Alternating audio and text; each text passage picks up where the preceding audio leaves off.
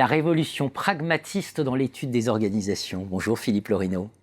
Bonjour Jean-Philippe. Ouvrage Pragmatism and Organization Studies, édition Oxford, aux éditions d'Oxford, ouvrage primé par EGOS, Association européenne.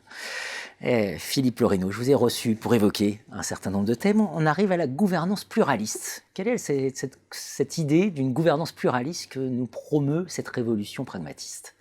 Alors les organisations doivent être gouvernées, c'est-à-dire qu'il y a des grandes options sur lesquelles il faut faire des choix, qui soient des choix d'investissement, des choix de positionnement sur un marché ou des choix de positionnement dans un domaine de service public. Donc il y a des grands choix, des grandes options à faire que généralement on résume, on intitule gouvernance. Et pour les pragmatistes, tous les groupes sociaux qui sont peu ou prou impactés potentiellement, touchés potentiellement par l'activité de l'organisation doivent être impliqués dans la gouvernance de cette organisation. Donc, le pragmatisme est très clairement sur une option gouvernance des parties prenantes. D'ailleurs, la théorie des parties prenantes en gestion, Edward Freeman, est d'inspiration directement pragmatiste et Freeman se réfère explicitement à la pensée pragmatiste. Un point tout à fait important donc dans cette approche, c'est que les différentes parties prenantes n'ont pas la même vision de l'organisation de ces activités. Il y a des angles de vue qui sont différents, des perspectives qui sont différentes. Et donc, par définition, la gouvernance est une recherche tâtonnante des bonnes options, une enquête pour trouver les bonnes options.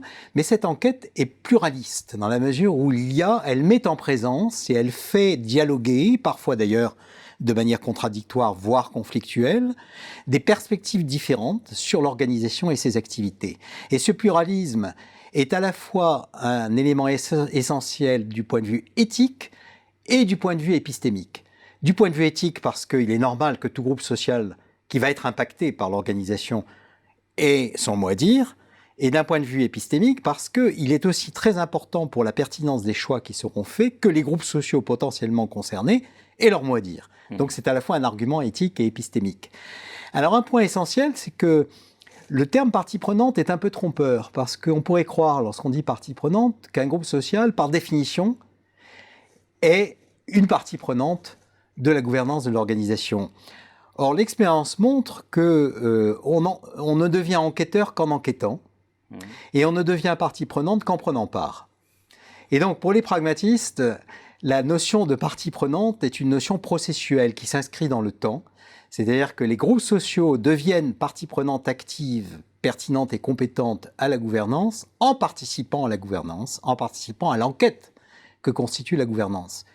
Et l'argument qui est souvent opposé aujourd'hui par la tradition rationaliste du management, opposé à cette idée de gouvernance participative, c'est mais finalement les différents publics n'ont pas la compétence et l'information requise pour pouvoir participer de manière pertinente à la gouvernance. Et cet argument, je pense, est un argument de cercle vicieux. C'est-à-dire que, certes, peut-être au jour J, telle partie prenante n'a pas tout à fait la compétence, mais si elle est exclue de la gouvernance, elle n'acquérera pas cette compétence. Et donc, on reproduit les situations d'exclusion. Alors qu'à l'inverse, on peut créer des cercles vertueux de participation et de gouvernance dans lesquels le fait de participer permet de construire dans le temps de la contre-expertise et de la compétence pour devenir de plus en plus une partie prenante, légitime et pertinente et compétente. Voilà ce que j'appellerais le cercle vertueux de la gouvernance pluraliste vue par les pragmatistes. Une pensée du devenir, si je vous suis bien, et une pensée anti-maximisatrice.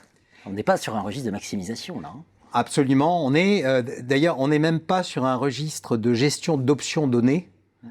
Le fait que cette gouvernance soit pluraliste permet de dégager des options nouvelles qu'aucune des parties prenantes au départ n'aurait pu voir. Donc on n'est effectivement pas du tout sur une gestion statique d'un portefeuille d'options, par exemple, mais on est sur l'idée d'une gouvernance créatrice.